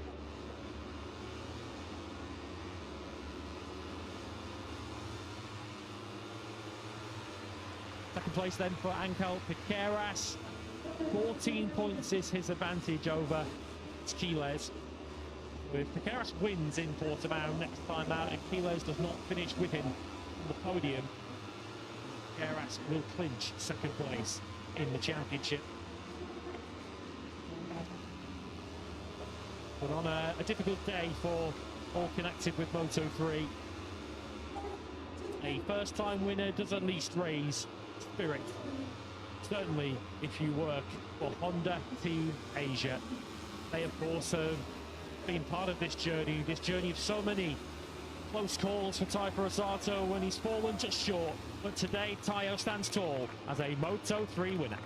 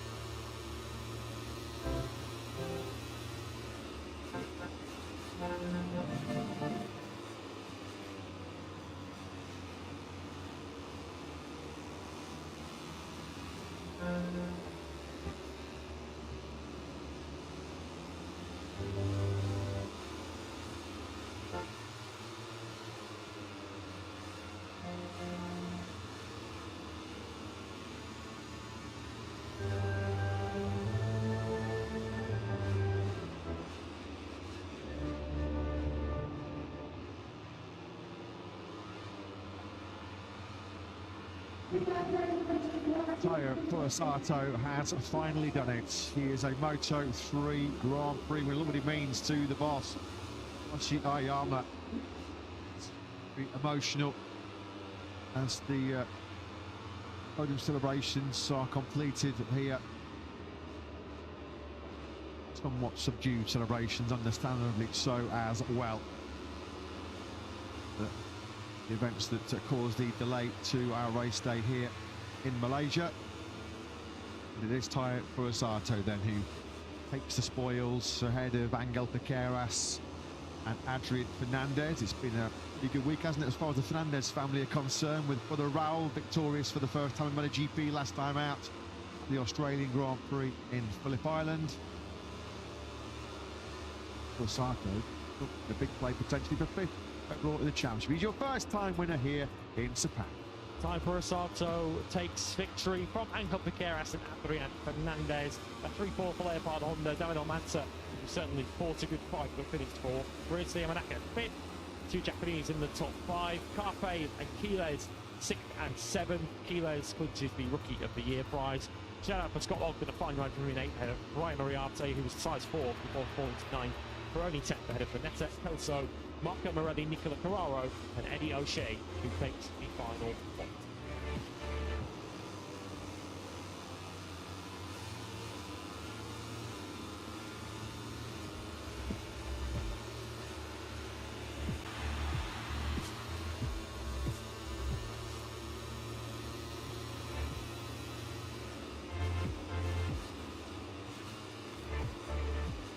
So Tayo Furusato is your winner. Moto3, a shortened 10-lap battle, which was won by the Japanese. We'll begin our countdown to the 20-lap MotoGP Grand Prix of Malaysia in around about.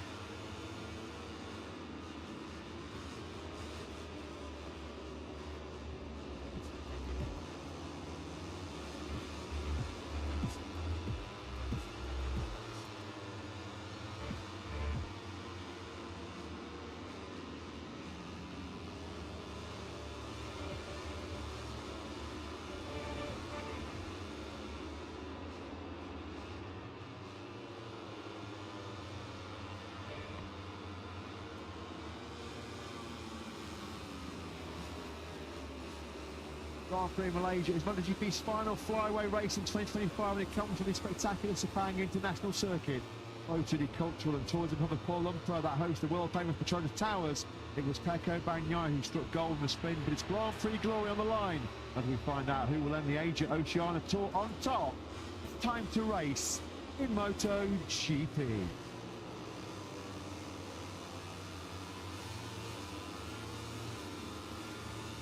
First on the calendar back in 1999, this the 25th Grand Prix to take place at the spectacular Sepang International Circuit, and 50 kilometres south of Kuala Lumpur, 5.54 kilometres in length, 3.44 miles, 15 corners, 10 of them right, 5 of them left.